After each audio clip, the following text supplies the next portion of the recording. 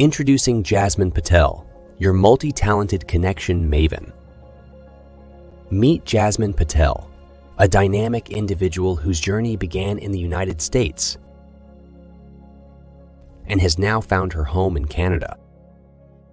With an impressive literary track record, Jasmine has authored 3 captivating books. You Are the Love, The Universe is the Heart, You Are the Love Passport, and Waves of Kindness Passport. As the charismatic host of From Me to We with Jasmine Patel, a riveting Facebook live interview series, she engages with individuals from around the globe, delving deep into topics of connection, communication, and collaboration.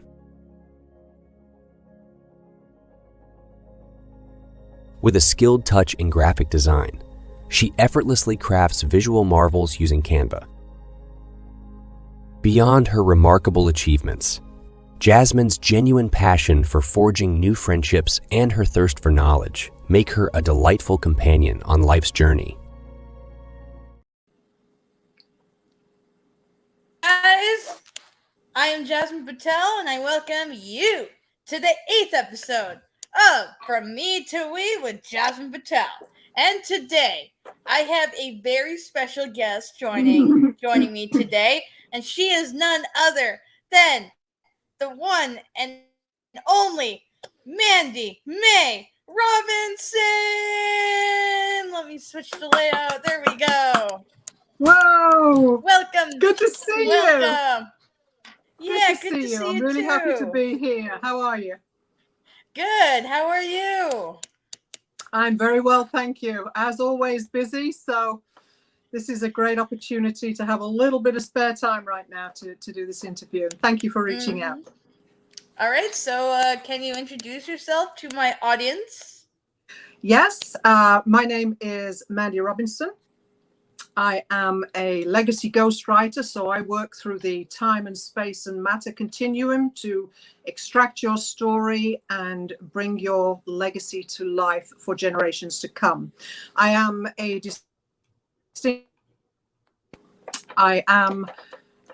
can you still see me? Yes. Okay, I can't see you, so I'll keep talking anyway. So I'm a distinguished Toastmaster. I am a ghostwriter. I am a 4 times best-selling author on Amazon. I'm a Shakespeare actress. I'm a professional photographer, professional poet.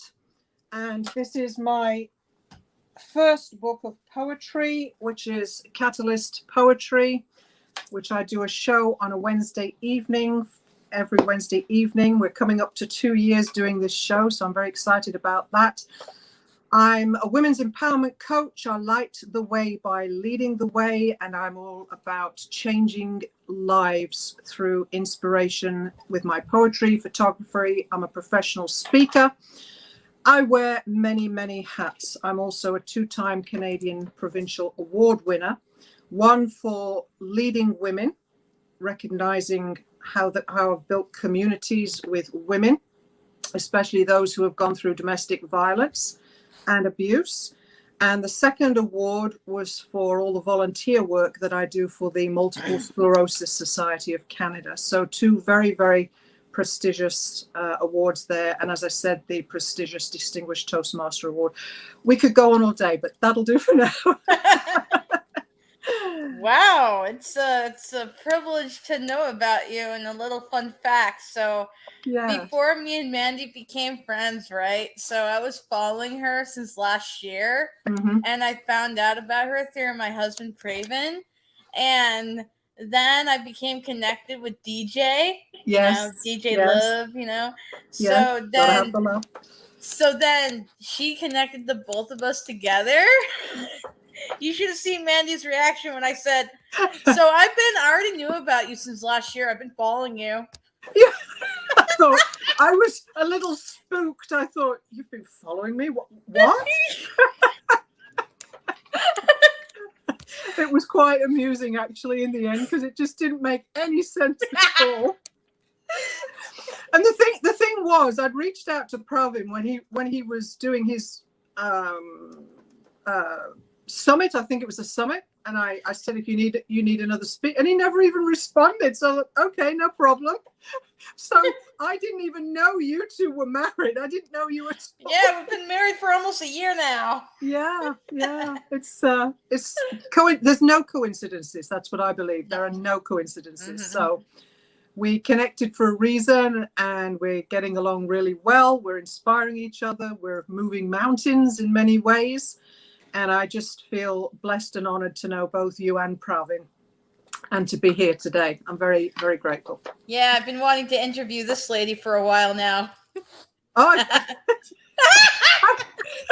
I also, you just brought it to mind. I think the number one reason you wanted to interview me, if I remember correctly, if I don't, correct me, please.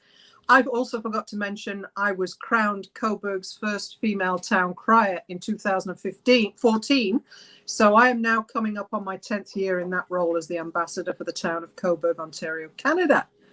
I think that was something like that. No. I wanted to interview you on your book. Oh, on the book. Which one? Because there's no Catalyst. That one. Catalyst. Catalyst. Okay. The one you're holding right now. Okay, absolutely. So, small intro to that then. This is a book of all my photography and poems. So let's go the other way, see if we can do this right. So there are okay, can we see that? Or it's a little bit, there we go. So it's color photographs, all my own work. Some of these have been on the front cover of Canadian National Magazine. Wow. I've become puzzles and calendars and all kinds of things.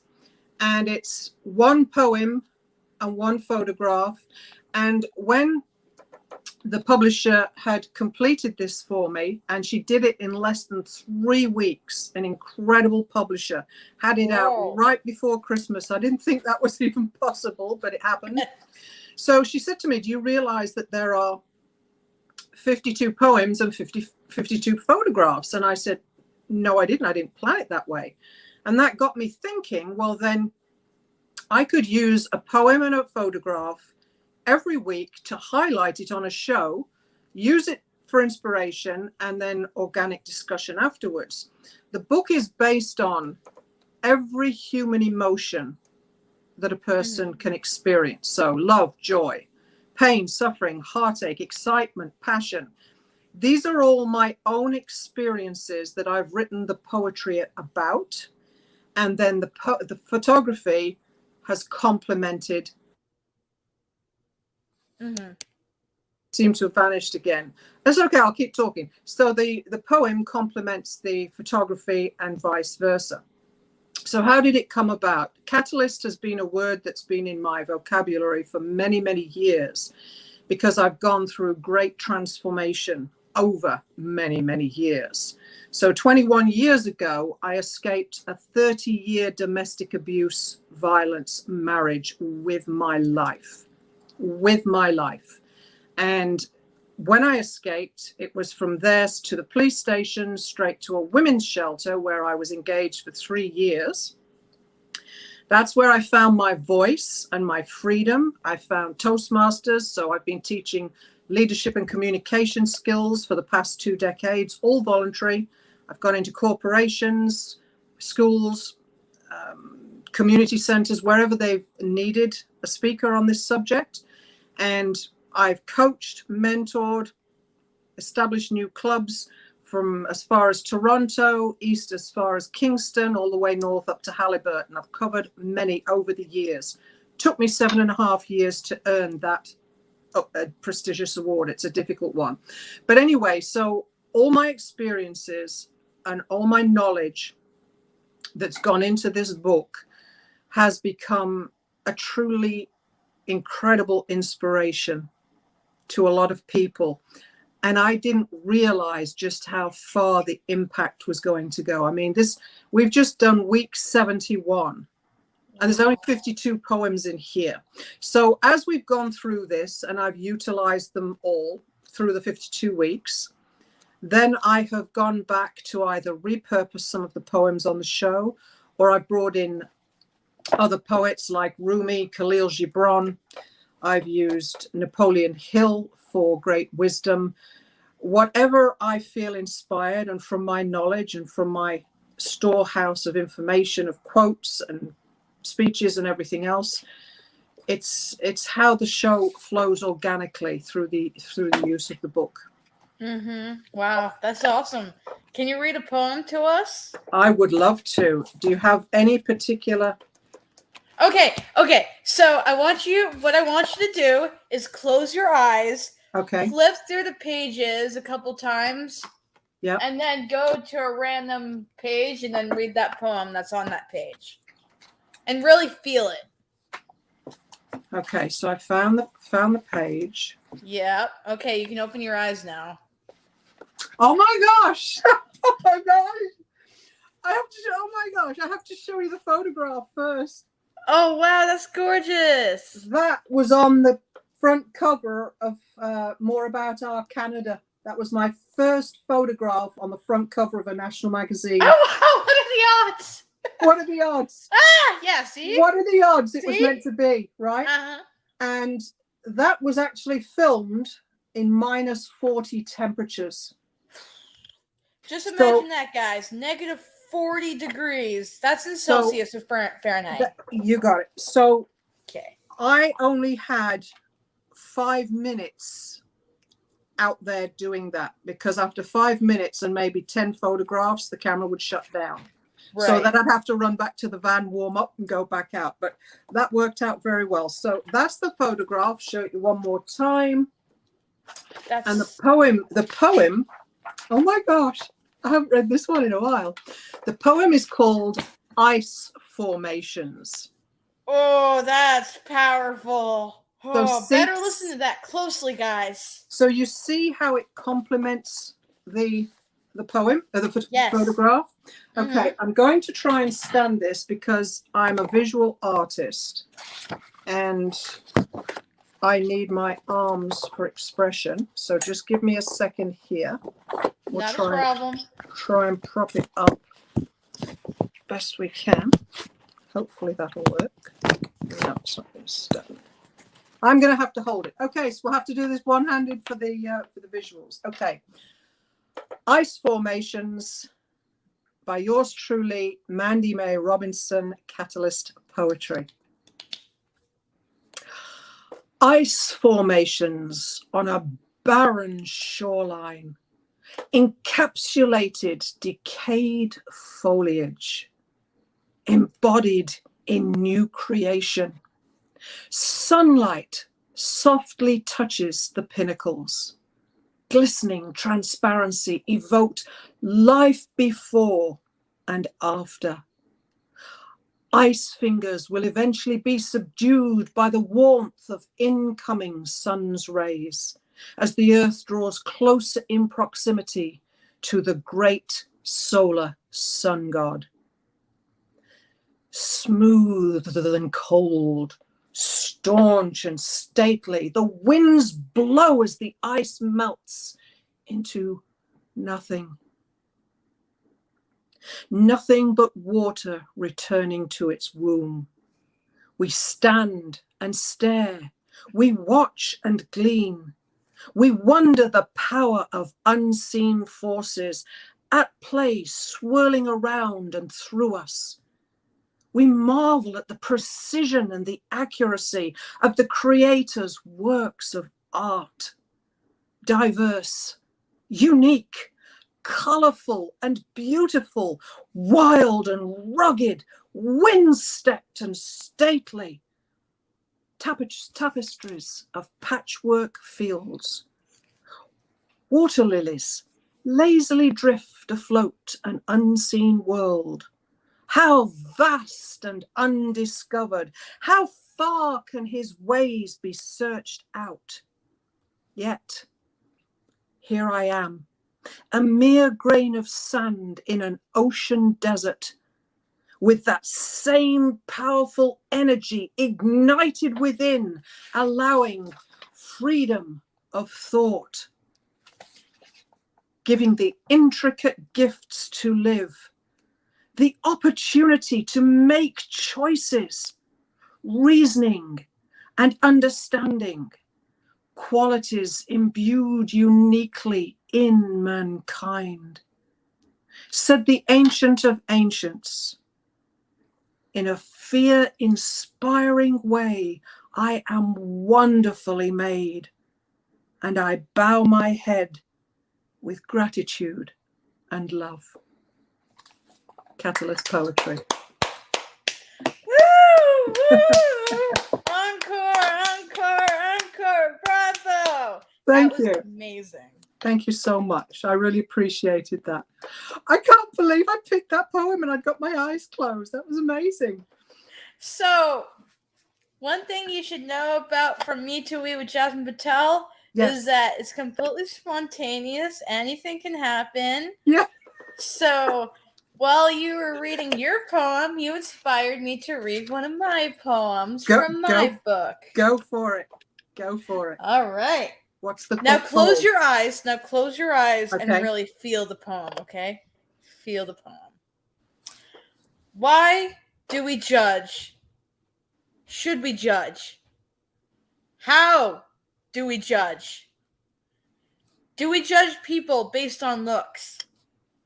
Do we judge people based on their country?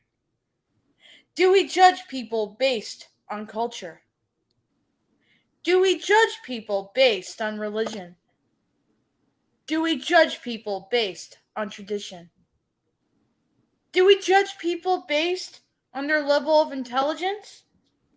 Or do we judge people based on personality? Judging limits opportunity. Judging is isolating. Judging is hindering. Judging is negative. Embrace people as human. As human is who we all are. We all are unique and special in our own way. In our own way together, we make a difference. A difference that is so special that it sparks a change. A change that is so positive and inclusive as it should be, where everyone is welcome. When you're ready, you can open your eyes. I think that was a part of my show either last week or the week before, I just forget, but I spoke a bit on judging others. Someone who judges another has a need to judge, and that comes from a lack of self-esteem, a lack of self-confidence, and often as not through a great deal of pain that they've gone through. And it's like a projection of their inner soul onto somebody else, to have this need to judge others. They kind of feel that they're empowered by it, or it gives them some status or some kind of authority. And yet Jesus said this to all of us. And I'm a great believer in the Bible. I'm not religious, but I'm a great believer in the Bible and the wisdom there, and everything I glean is profound. Jesus said this: before you extract the splinter from your brother's eye, extract the rafter from your own eye. So in other words, we haven't walked in another person's shoes. We can't judge. We don't know. And even if we did, we've still not walked in their shoes. We cannot understand. We are just as imperfect as every human being that's ever lived and every human being that currently exists. We all have these imperfections. And when we can say that I'm perfect and I have no imperfections, then perhaps we can judge somebody else. But when you start looking into your own soul and quit judging others, you will find that you have a lot more imperfections than they do. It humbles you. It puts it in perspective. And Jesus said, if you can't do that, then you're not worthy of following him. So it's a very, very important thing to be able to look at another human being and say, I don't see your color. I don't see your race. I don't see your ethnicity. I don't see your religion. I don't see what your job is. I don't see your home. I don't see the car you drive. I see you as I see me. Open-hearted, open-minded, and welcoming you from a place of love into my life. How can I help you? How can I help you? This is what being non-judgmental is all about. And part of my branding is what would love do next? So it's how I end my show every week, basically. Life gives us two choices. Two choices.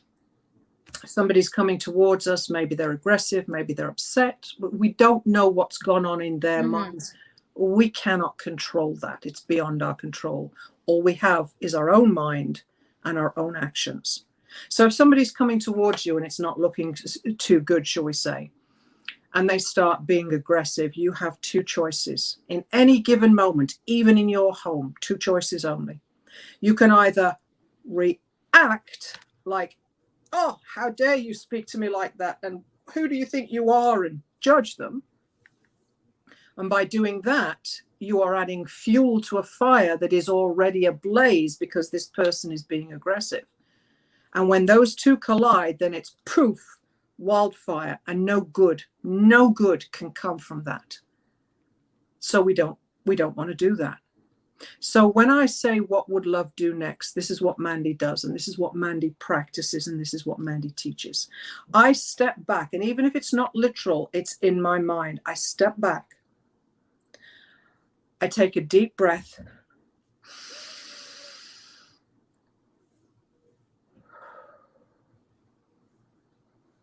And I bring every part of my parasympathetic and nervous system, parasympathetic and sympathetic nervous system to grounding. And when we are calm and grounded, then we can think and come from a place of understanding and ask ourselves, what would love do next? Well, I don't like to be shouted at. I don't like to have my property damaged or stolen. I don't like to be disrespected. So if I'm now going to diffuse this volatile situation in front of me, and I'm asking Mandy, what would love do next? I'm going to give this person or persons my love. I'm not going to scream and shout. I'm not going to add fuel to that fire. I'm going to diffuse it and win them over. That's how I deal with that. Wow. That's amazing. Wow. You're powerful. You are powerful. I could listen to you 24/7. Do you know, I hear that all the time. I forget where I was just the other day. It might have been on a virtual for the. I just forget. I'm on so much lately. I just forget. But these people were saying to me, I'm co-authoring a new book that's a New York. It's already a New York best-selling book by this Robert Jones is his name, and I was on their pre, interviews and discussions and ask questions Zoom, and as soon as I open my mouth, he goes, "Oh, you." He said, I need you on my voice message. Aww. And then others were saying, oh, I could listen to you all. And I had, I just said, hi, I'm Mandy Robinson. And it was all, I could listen to you all day. Can you read the telephone directory? I'm like, oh my God. Well, come on. It's true. You not only you have a lot of good stuff to say, you just have a very beautiful voice, and it's very attractive. You have no idea how I appreciate that, because growing up, I never liked hearing my own voice. I never did. And when I was in my, let's say, I started at 10, so 10 to 14, my mother put me in piano lessons and professional singing lessons. So I was a soprano singer and I was a pianist.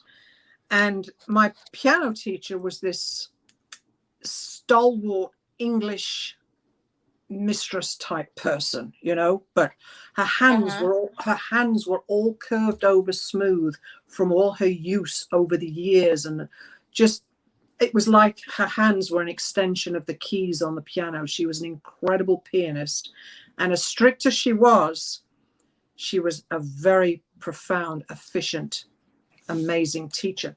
So she would have these events every 2 months where she would invite the parents or the keepers of the children or the students that she was teaching to her home, and she would have these recital evenings. And I was okay with the piano, but I hadn't at that time performed anything as a solo sopranoist, right?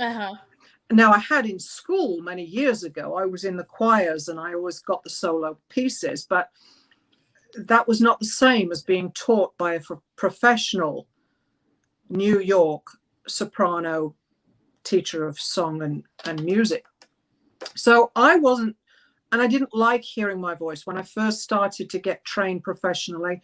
And she would always have that with me. Your voice is amazing, and you just have to believe in your, and she I got the confidence, right?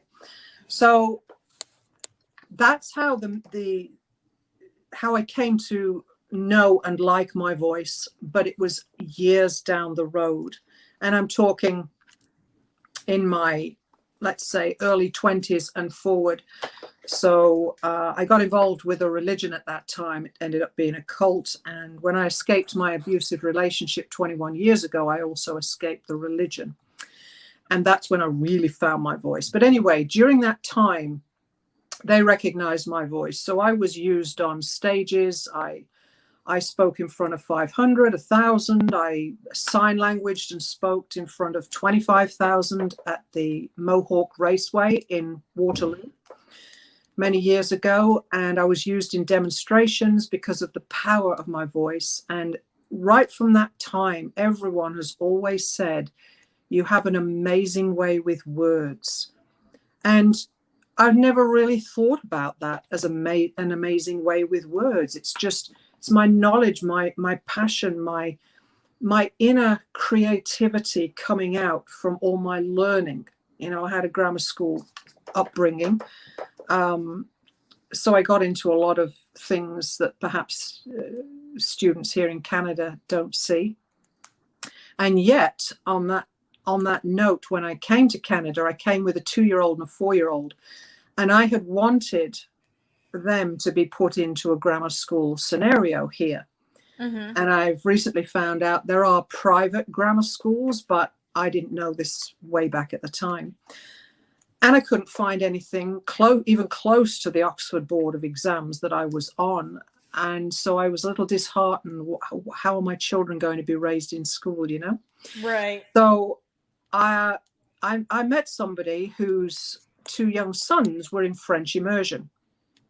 And she'd said to me, coming from another country as well, she said, the best thing I could ever advise you to do, if your children will adapt to it, is to put them in the French immersion, because their education and level of education, for example, she was completely right. My kids skipped grades all through high school. I mean, at the age of, when my eldest daughter was in grade 13, she was already conducting the grade 9 bands. Oh, wow.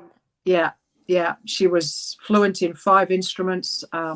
She went to Ottawa University for 8 years. And from there, the Canadian Embassy sent her to the Canadian Embassy in Cairo, Egypt, as an interpreter. So that would be for the immigrants and students coming into Egypt. And she did that, and also taught languages and music in the local schools. So she is now fluent in 8 languages, and 3 of those are Arabic. My middle one is fluent in 5, and my youngest is fluent in 3. I used to be fluent in 6, but I haven't used 4 of them in many years, so I would have to be immersed in the culture again, and it would all come back within a matter of weeks. No problem at all. That's happened to me many times. So putting them in the French immersion. So remember, we arrived in the November. The school started in the September. So the kids in the French immersion program had already been in school 3 months. And when I took my 2-year-old and 4-year-old to the school, to the principal, and he said, I can't ask them to start French immersion now. They're coming in late. And he said, but I'll introduce you to the French mamselle. So he brought her up. She sat in and talked. And of course, I taught my children Parisian French, and it's completely different to Quebec French here in Canada. So when they start speaking to Georgina, this 5-year-old, in French, it's all strange to her. She's, she goes numb on me. I'm like, typical, isn't it? Right? So anyway, the mamselle said to the principal, she said, well, can I just, if the mom's willing to stay, can I have them in my class for the rest of the day? And I said, oh, absolutely. We'd love to go down. So we went down, and there she is. Now, remember, most of these are English students being put into French immersion by their parents. And I was told that within the first 6 months of this program, if a child is going to adapt to French immersion, you will see it immediately. It will be like an instant click, and they'll just zoom ahead. But if they don't, then they get put back into the English system, and they haven't lost anything by doing that. So anyway, so I spent a great day there, and we go back up to the principal's office, and she begs him, literally in front of me, please, please, please, let me have Georgina. That was my first child. Let me have Georgina for this year. Now, in England, they start school at 3. So the first year, they go in the afternoon for 2 hours at the age of 3. The second year, they go into the morning for 3 hours at 4. And then at 3, they're in full-time school. So Georgina was 5. She'd already been in school for almost 3 years at the time we came to Canada. And that's what the mamselle picked up on. So she knew that Georgina was going to excel. So as we're there for the day and I'm watching everything going on, it's mind-blowing. She speaks constantly in French. There's no English whatsoever. And slowly these children pick it up. So by the end of the 6 months, Georgina was in kindergarten there, right? Kindergarten. So it was just for the, so it's full-time kindergarten. So it was for the full day. That's right. And within the 6 months, she had excelled. So instead of going into grade 1, she went into grade 2. And then that's how all of my children went through school, skipping grades, because the French immersion and the causing the brain to flip through languages had excelled their learning capacity and their absorption capacity by it never ceased to amaze me. And now when I look back and I look at the careers they've taken and the languages they speak, it was the best thing I did, putting them in the French immersion, definitely. Wow, that's amazing. So yeah. I have a challenge for you right now. Uh-oh. It's nothing hard. I know you can do it. I don't know how to count. Oh, don't ask me. No. I'm not physics. Don't ask me. No. I'm playing with this you. Is just hear me. Just hear me out. Just hear me out, okay? Yes. I want you to flip to a random page of your poetry book, and that poem that you come across, I want you to sing it. Sing it? Yes. Oh, girlfriend, I haven't sung. Mandy? I'll sing it, but I haven't sung in decades. Honey, so it's okay. It's okay. You never know unless you do it. She says it's not going to be difficult.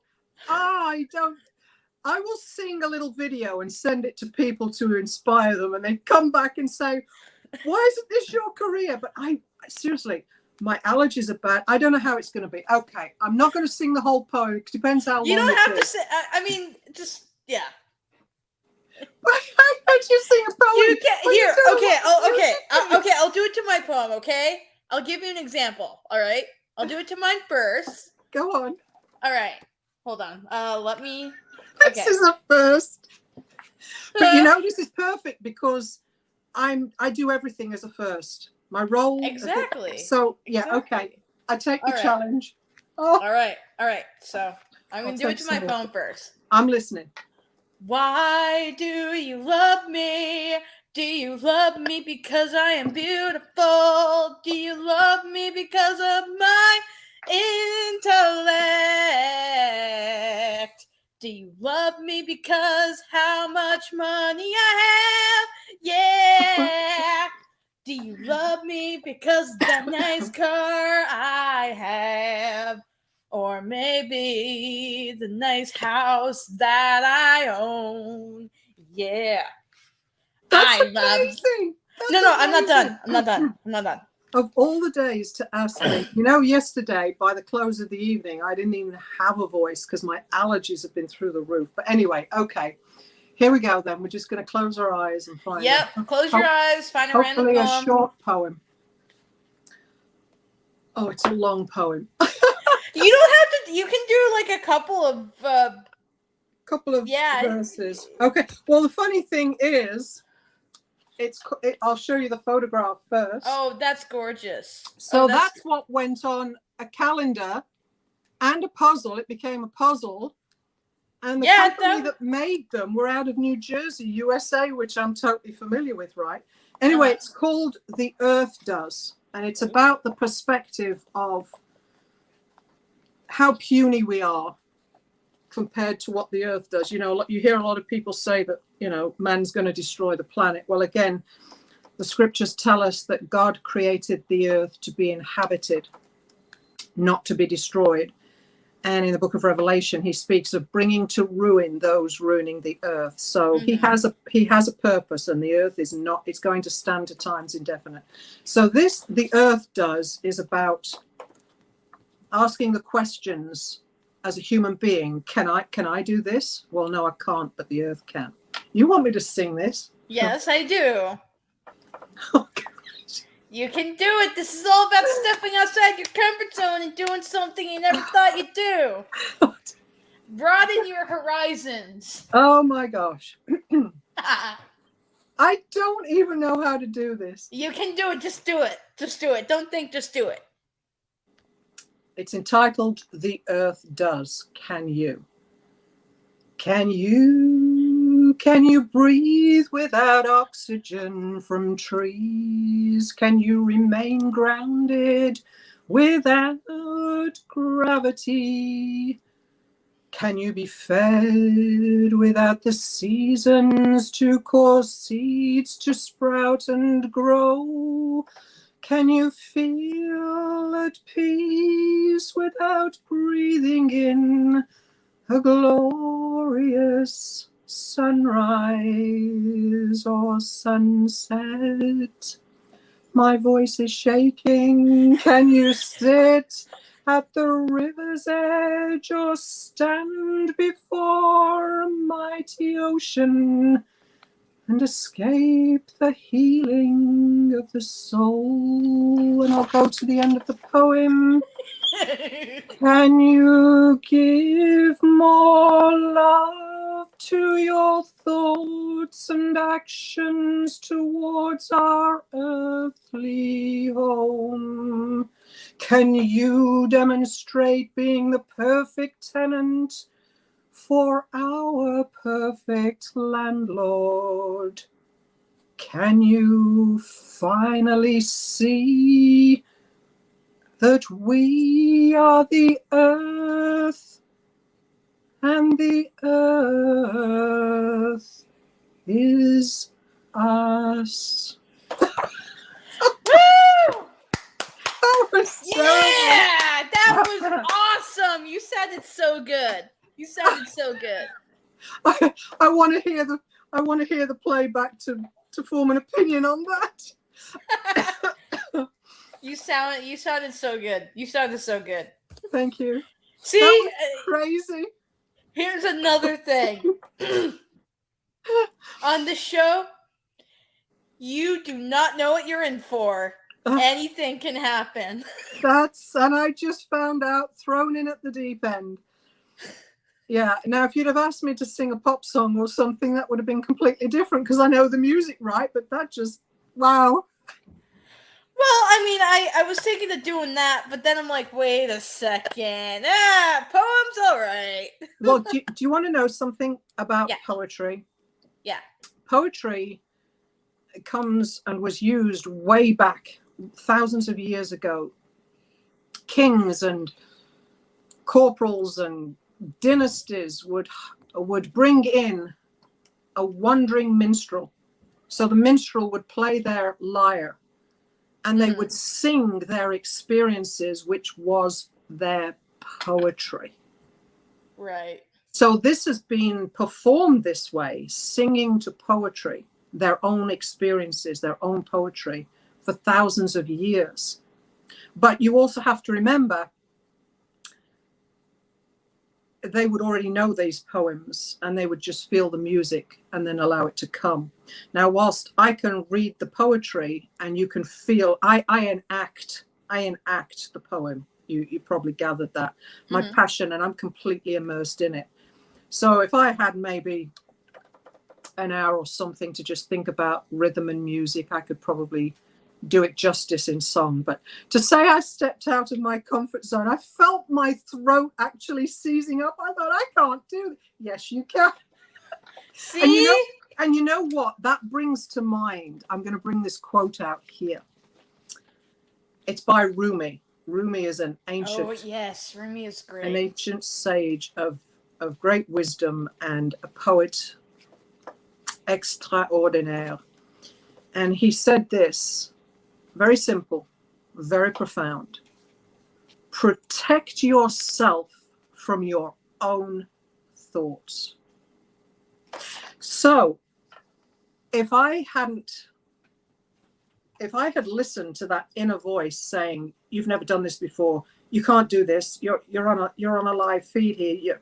If I'd have listened to that, then I wouldn't have had the opportunity to step out of my comfort zone, as you encouraged me to do, and try something different. Good or bad, effective or not, I stepped out.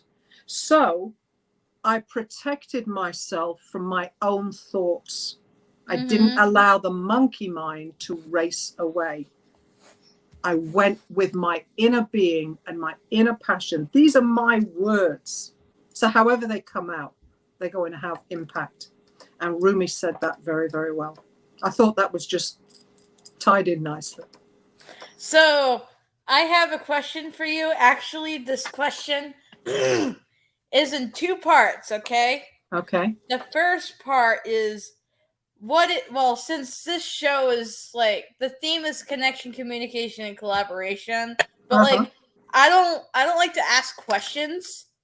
I want to do it, you know? Like, action talks louder than words, but I do have a question for you. What advice would you give? So part one is, what advice would you give to someone who struggles with communication or collaboration? And the second part of this question is, what will you start doing differently in terms of connecting, communicating, collaborating after the show?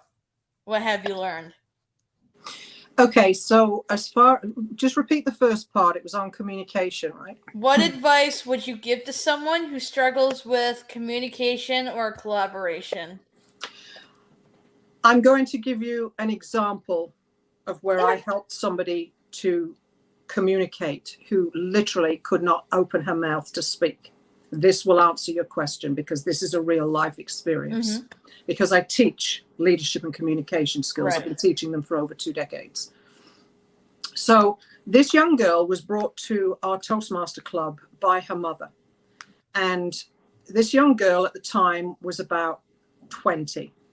And she was shy, introverted. She didn't like engaging with people. She always sat at the back and she couldn't even open her mouth. All she could do was smile and she would go purple. And my heart reached out to her because I knew just by looking at her, beautiful energy, beautiful energy. So I asked her if she would like me to mentor her, and she just nodded. So anyway, every meeting, she got an opportunity. Would you like to tell us. She trains. She has her own dog training school now, and she competes with these dogs. She's well known all over Canada. Mm-hmm.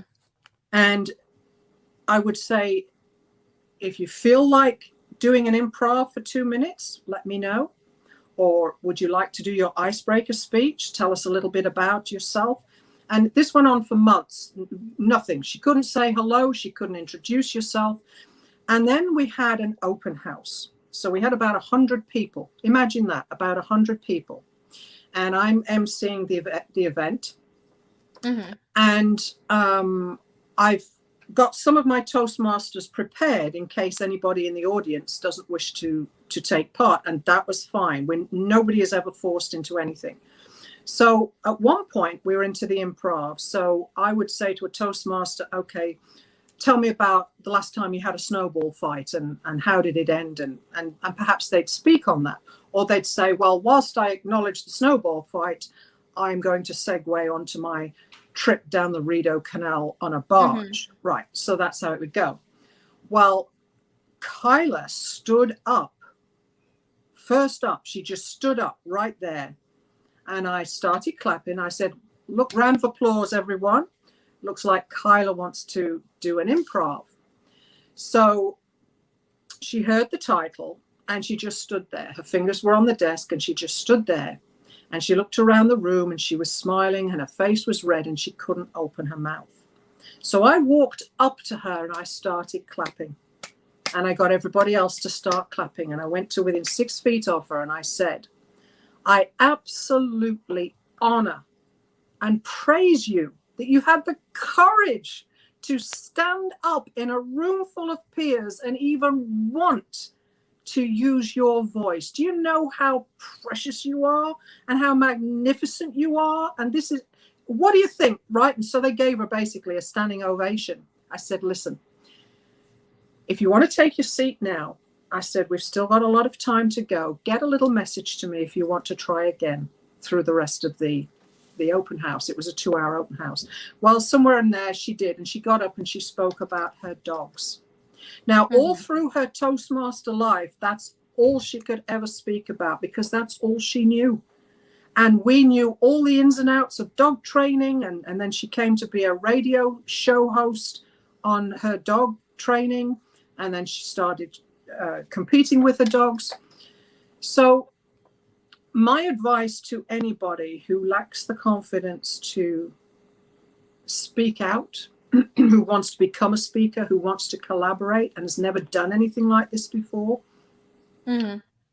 go to a place like Toastmasters where it's a completely open atmosphere. There is no judgment, there is no pressure, and everyone starts at the bottom and works their way up at their own pace. For me, it took me 6 months to get through the Competent Communicator Manual and the Competent Leadership Manual. Another Toastmaster, it took him 10 years, and then we had a big celebration cake and everything. Be in a place where people speak to use their voices, to learn to develop self-confidence, self-esteem, to learn how to gesture, to learn how to intonate and raise your pitch, pace, and power to demonstrate what you're trying to say. Be with people who do this to enhance their lives. And that's why I suggested Toastmasters.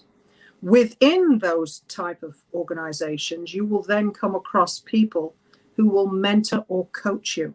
And there's no charge for any of this. There's no charge. We've done it all on voluntary basis for many people over time. If you don't feel confident, even like I was, going into a strange place like that, talk to your friends, talk to your teachers, talk to your peers and ask them if they know anybody who speaks on any type of stage. Maybe it's an actress. I'm also a Shakespeare actress, right? Mm. And see if you can go for a coffee or have a virtual coffee on social media.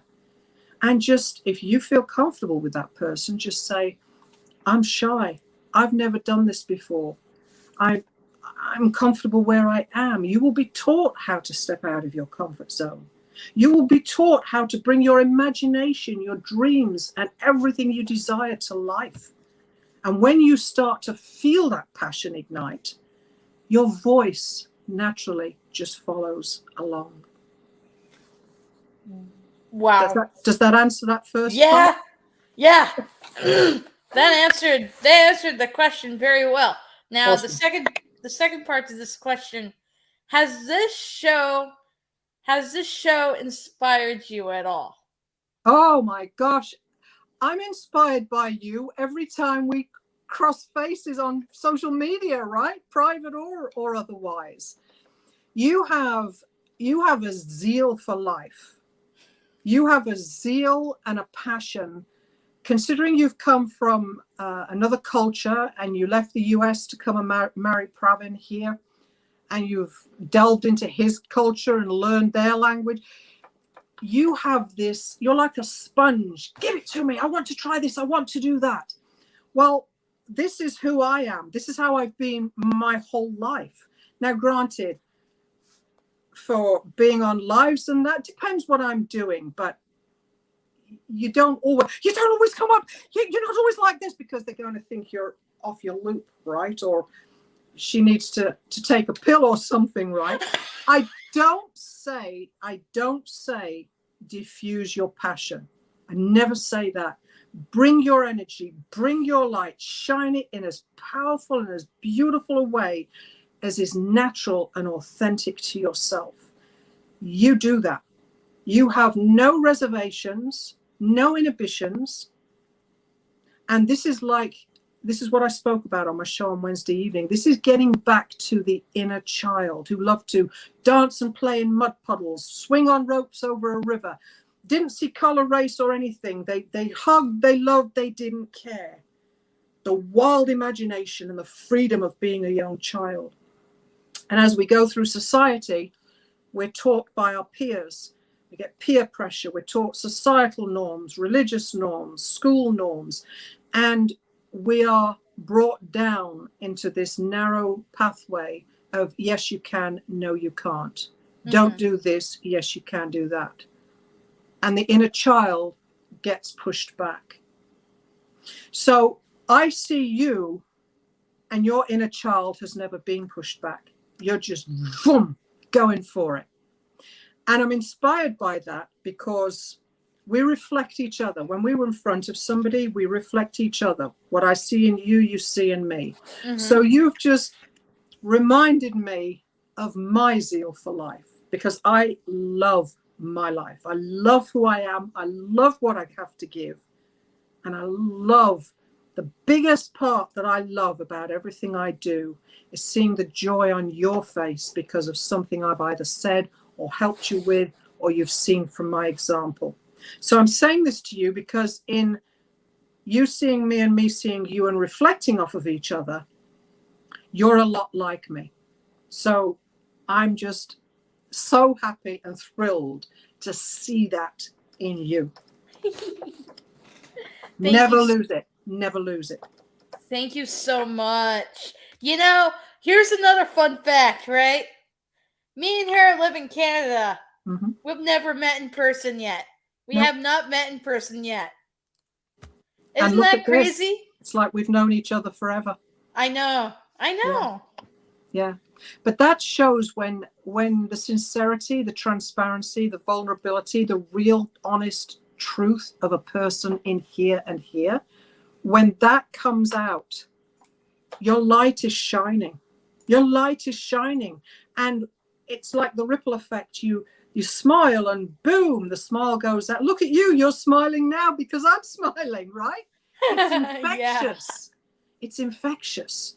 And that's what it means to shine our light so that others can shine theirs. And when I see somebody else's light shining because they've either heard a speech of mine or they've been mentored by me, like with Kyla, right? Mm-hmm.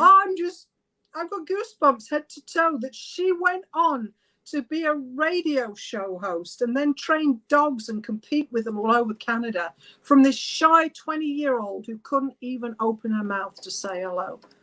Right? That's the biggest gift. Right? Mm-hmm. So you're just reinforcing that in me, and you're making me feel good today as well, despite my allergies. Despite your allergies. So, I have another question for you. Yeah, we're not done yet. Let's see. Oh yeah, here's a good one. Oh, there's so many. What is the most powerful connection you have made in your life, and how did it impact you? With a person or an event, or what's the most powerful connection I've ever had? Person. Yes. Okay, this is my grandfather, my late grandfather, James Paul John Robinson.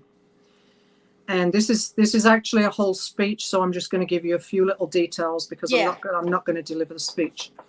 But I was the first granddaughter to my grandfather in London, England. Mm-hmm. And he had a life in Buckingham Palace as head chef. Oh. And he started off as a footman, and he actually held the Queen Elizabeth when she was 6 weeks old, because Queen Victoria passed her out of the coach to him as the footman. Oh. And then he worked his way up and became head chef in Buckingham Palace. So he spent his life there, basically, after coming out of the army. Anyway, he also died on the same day as Princess Diana, 7 hours after her. The synchronicities are surreal. Anyway, yeah. So I was his first granddaughter, and he absolutely loved me like no other.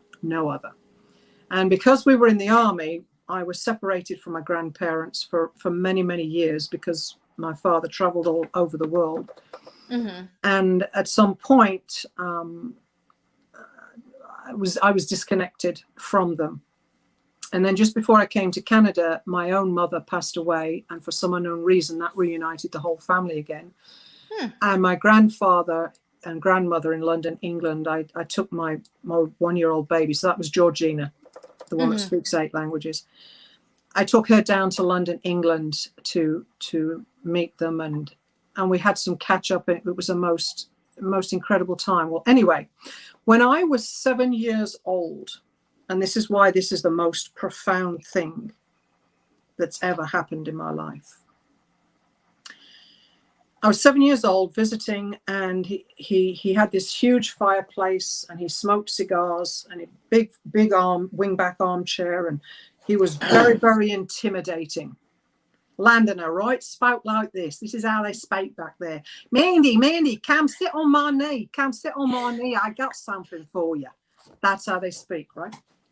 So I ran in and I sit on his knee. I'm 7. Please keep that in mind. I'm 7. And he hands me this box, and it's an oval box. He says, open the box and take out what's inside. So I open the box, and it's a tin with a lever on top. Now, I don't know if you're familiar with a can of sardines with the lever. You pull it back, and there's these little fish inside that you eat in tomato sauce. But anyway, not something delectable for a young kid at that age anyway. Yeah. So this can with this lever on, and I'm looking at him, and I say, what is it, Grandad? And he said, I'll pull the lever back, but then you've got to take out what's inside. So he pulls the lever back, and all I could smell was salt water, the ocean. And the stench was, I was retching. And I look at him, Grandad, I don't understand. What is it? And he said, pull out what's inside. So I reached in and I pulled out this oyster. And it was dirty brown, blackish gray. It was covered in moss. And the stench, I'm sitting here in my little mind. I'm like, Grandad, I don't like this. I don't want this. This isn't a present, right? And I'm like, oh, Grandad, pull it out. He said, this young Mandy is an oyster. He said, I'm going to pry it open. And he picked up some pliers and pried this thing open. And the smell, I had to pinch my nose because I thought I was going to throw up. And he said, right, now what you've got to do is you've got to take your tiny finger and thumb, and you've got to reach inside the oyster for the gem, for the blessing, for the gift. And I looked at him, but Grandad, Grandad. Young Mandy, put your finger and thumb inside that shell and start reaching through.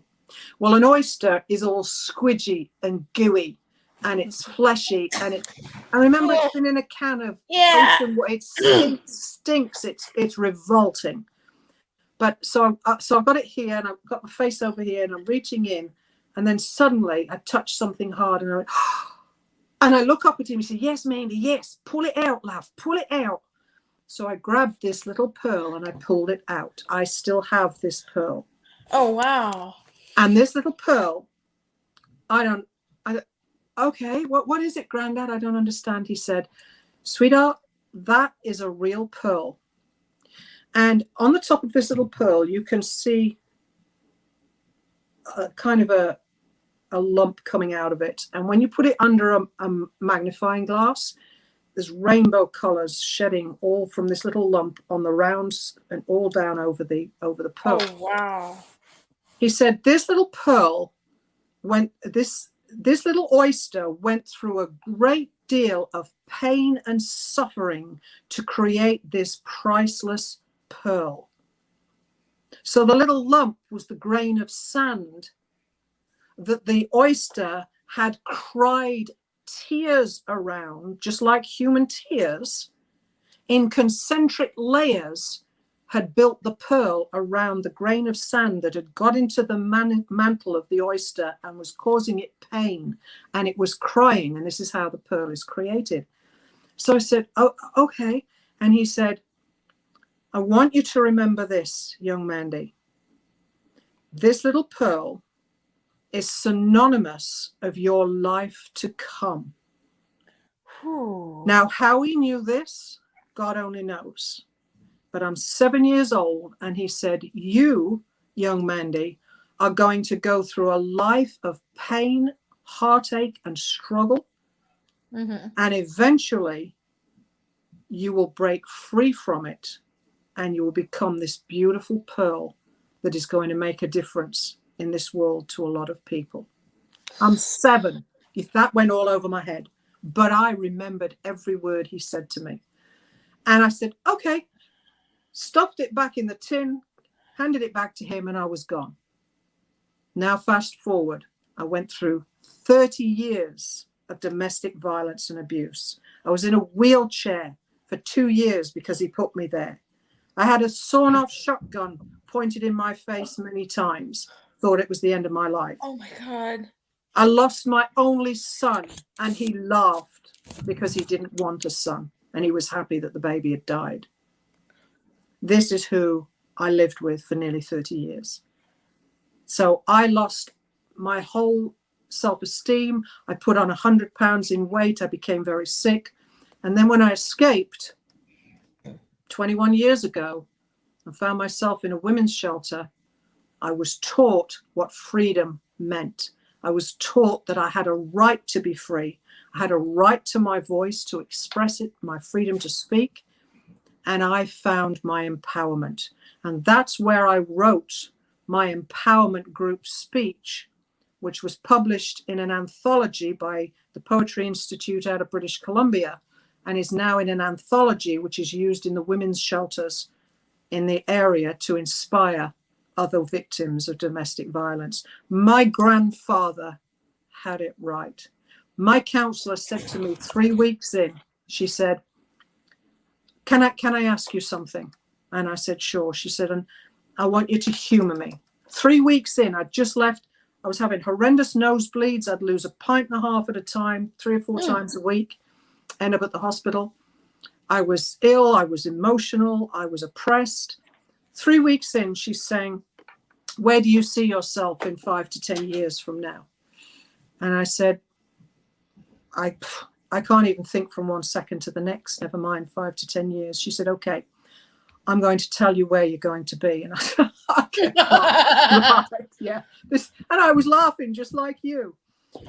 And she said, yep, I knew you were going to laugh. And she said, you are going to become a public speaker. You are going to write a book that is going to change millions of lives, more specifically women on this planet. And you are going to become a household name in time. Well, I went into hysterics. She went into hysterics. We calmed down.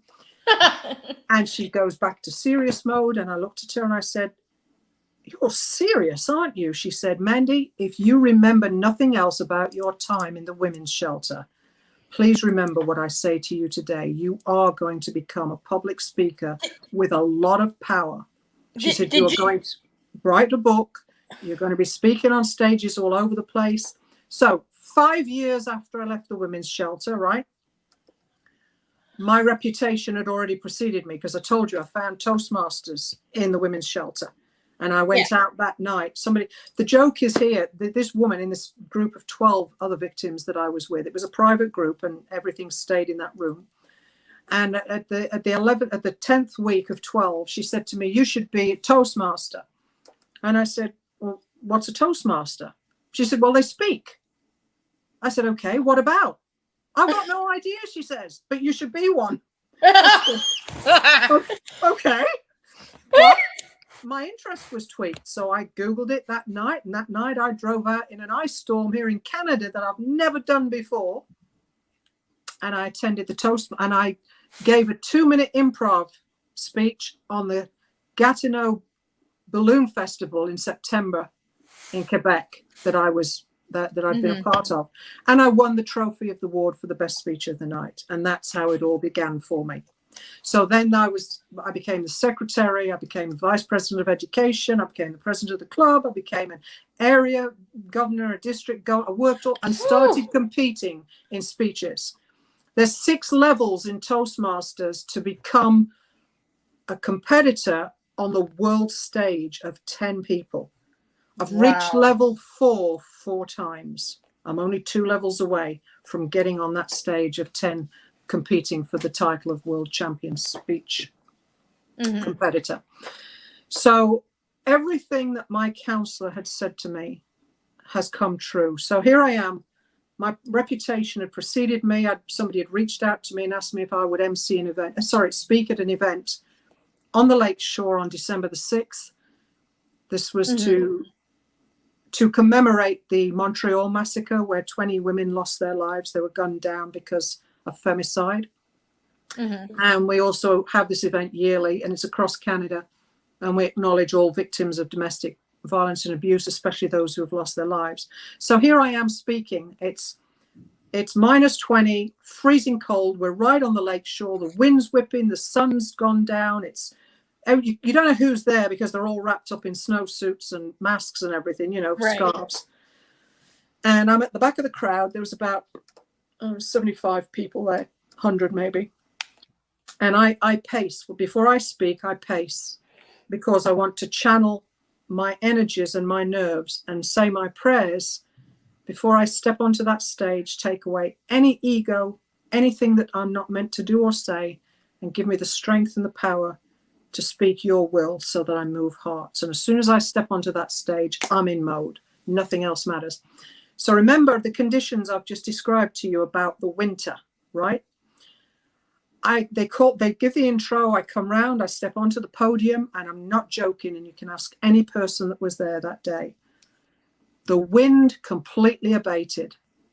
The lake went flat, and the sun came out and shone straight on me on the podium. Oh, wow. And you could hear a pin drop.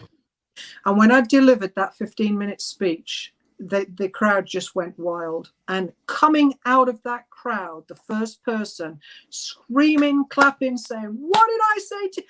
My counselor came right up to me and says, "What did I tell you?" Oh my God. Then I had the chief of police come up to me and say, "I don't know how you talk like that, but I want to learn from you. And I want you to teach my detectives in Ottawa how to speak like that." He said, "You are," and the accolades just continue to pour in. And I've just gone from one stage to another all over the place. Wow. So hopefully that answers your second question. Wow. Yeah. So not only do I have a surprise for you right now, I also have a surprise for the audience that's watching. So I remember what you said, like how I don't let anything stop me or whatever. You've got no inhibitions. Yeah. So I'm gonna share a video. Okay. Pay attention. Watch it. Okay. And then I'm watching. All right. So here we go.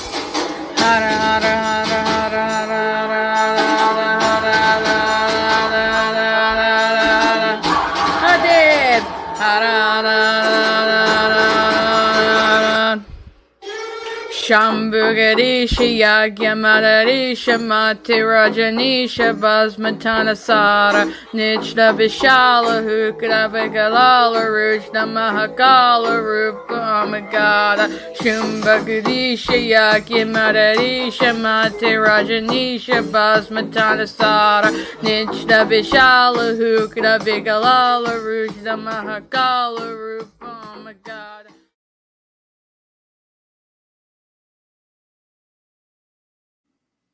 Amazing. Oh, yeah. Okay, yeah. We are back. So really, yes. You are right. I don't let anything stop me. And that's just like me. Now, don't get me wrong here. We are all human, and I've seen it in you as well. You've had your little moments, the little bit I've seen. Life is like a roller coaster. Mm-hmm. And it's all about the polarity principle, the yin and the yang, the positive and the negative, the opposites. Mm-hmm. You cannot have the blessings without the pain and the struggle. Amen. You cannot have the pain and the struggle without the blessings. They go hand in glove, and they are inevitably linked to every aspect of our life. So when you're in, this is the message I want to put out now. When you are in the valley of pain and struggle, and imagine I was in it for 30 years. I was in a wheelchair for 2. Right? With a new baby, with a brand new baby and 2 small children. When you are in the valley of pain and struggle, and you are looking up and remembering how beautiful the view was at the top of the mountain of blessings and joy and gifts, and you're yearning for that, I want you to remember that the God that gave you that gift, that beautiful view, that blessing, that joy, that passion, that dream coming true, whatever it is, that beautiful view, the God that gave you that view and your life is the same God that is now with you in the valley of pain and struggle. He has never left you. He will never leave you. And all you have to do is call out, Father, hear me, and pour yourself out. And when you can develop this practice of being grateful to your Heavenly Father for the pain and the struggle as well as the blessings, and you embrace the whole of your journey,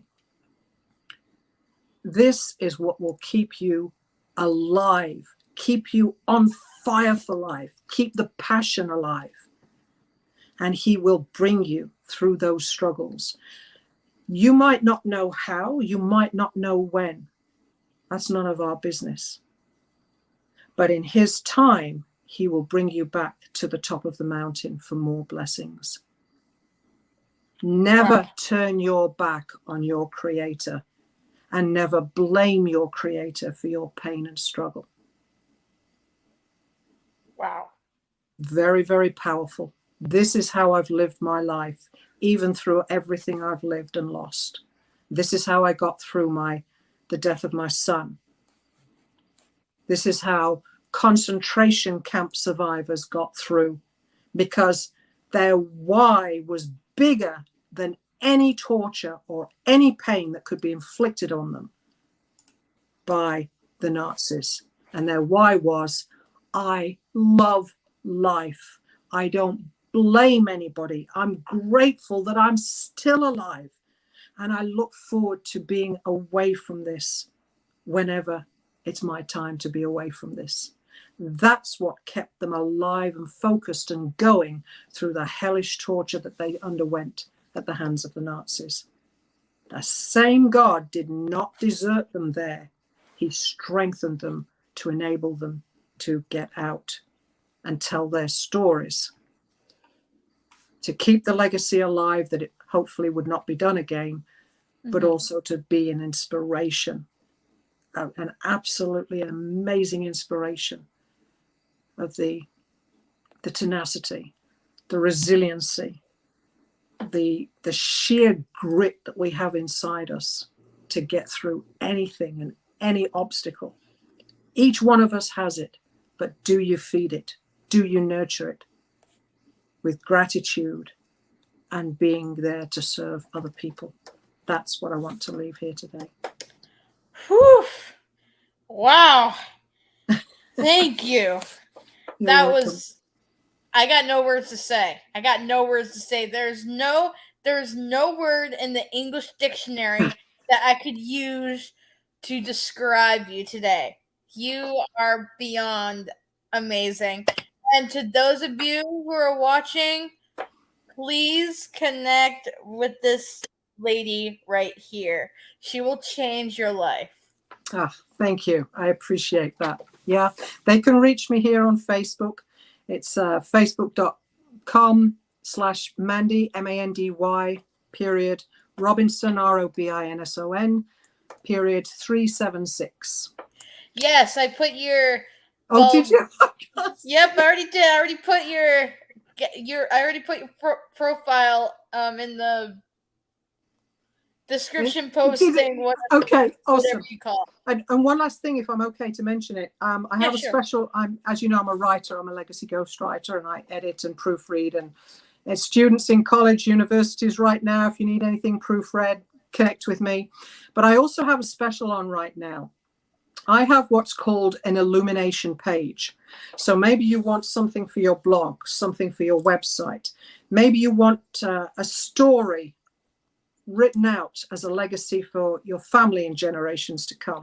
Maybe it's something your grandfather said to you, or a story about your grandma. Maybe it's about your pet or something that's really precious to you.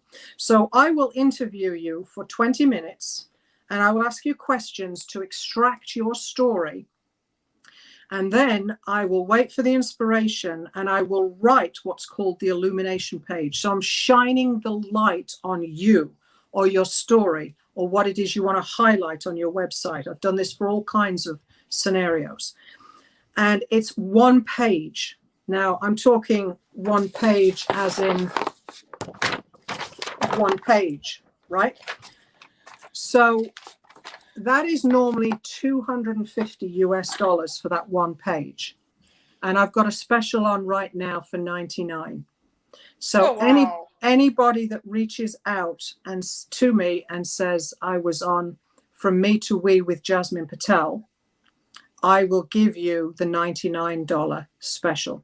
Ooh, well, guys, you don't want to ignore this offer. So all the more reason to get onto my show. Exactly. I've put it this way. I haven't had one client, not one, who when I've read the page back to them has sat in front of me and cried because they've not been able to comprehend how I've been able to get into their head and become them as I write the story. And my biggest testimonial was from a gentleman by the name of Jose Escobar from the Connected Leaders Academy. Yeah. Right? Mm-hmm. Yeah. Well, he is a martial artist to the highest level. He's about, 6'2", maybe 4, something like that. Muscle, covered in tattoos. Right. He can be a very intimidating person when you first meet him. He's got the heart of a lamb and he's the most beautiful human being. And he was one of my first clients way back. And he asked me he said, I want to give my son a speech. I want to do a speech for my son on his wedding day. And I said, well, how old's your son? He says, he's only 15 right now. Oh, I said, oh, okay. So we got time type thing. And he said, I want him to know how I feel about him on his wedding day. So I went through this interview with him. Then I created the page. I don't know what happened. Oh, I don't know. But anyway, I created the page and then I made an appointment to read it back to him. And I do that with every client in case they want any changes made. And he started crying and I stopped and I went, oh, I'm so sorry. Is it that bad? And he says, don't mind me. And he said, I'll be back. And he goes off, and I'm thinking, oh my gosh, what happened? And he comes back on, and his face is red, and he's still fighting tears. I said, is everything okay? Did you not like that? He says, Mandy, he said, how did you do that? I said, what? He said, write what you've just said. I said, this is my skill. I become you from the inspiration that I've gained of your story, and I can write as if it's you. He started crying again. He said, I knew you were good. He said, but I never knew you were that good. Hey, Mandy, you want to know what just happened a couple minutes ago? No, sure. Yes, I mean, I don't know what happened.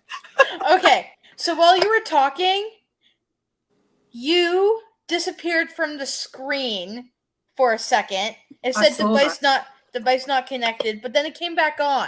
I saw that. Like, what the hell, man? You know, this is called energy, okay? Oh, yes. The more powerful the energy. Yeah, the more powerful everything. it is. Yes, the more powerful it is, the more things that can happen. And I'm like, oh, what? Because everything is energy. Yes. We think this is a solid cup, and it's not. Nope, if you put that under a microscope to the highest degree, it's atoms moving at thousands, millions of them fast. Everything is energy. And I'm covered in goosebumps right now. Yeah, me too. And I can feel the energy even through the social media. I know, it's crazy. Oh, wow. 1 hour and 22 minutes. Yeah. Dang. Yeah, so we're gonna wrap this up. Yes, we have. Thanks, Mandy, for being the 8th guest of From Me to We with Jasmine Patel. And yes, I will be starting to interview people again. So if you want to be the next guest, just message me. We'll schedule a date and time. And voila, Mandy is an exception because it just happened. It was organic. Amen. Right? So yeah. I too want to say namaste. Thank you for having me here. I've appreciated being with you. I've loved being with you. We always have a good time. Yeah, I know, right? And I trust that this will inspire and move people to connect with you and want to be interviewed and help you to grow your platform. And I always end up with, from my heart to yours, love, hugs, God bless, and always remember, in all that you're doing, even in your home, if you stub your toe, instead of screaming out, coffee table's an inanimate object. It can't reason. It's not stupid, right? Say, Mandy, what would love do next? What would love do for Mandy because she just stubbed her toe? Well, time to move. The lesson is time to move the coffee table. That's what love would do next, right? So no need to get mad at it. Nope. In your days ahead, always ask, what would love do? Wow. Kindness that you want to see in the world, and let's raise the energy vibration of the planet. Yes. Thank you so much. Well, guys, I'll see you later. Bye for now. Bye. Love you. Who will I connect with next? Yes. See, you inspired me from What Will Love Do Next. You got it. You've got to click. You've got to click end the show. Yep. All right. See ya later, guys. Bye for now. Bye for now.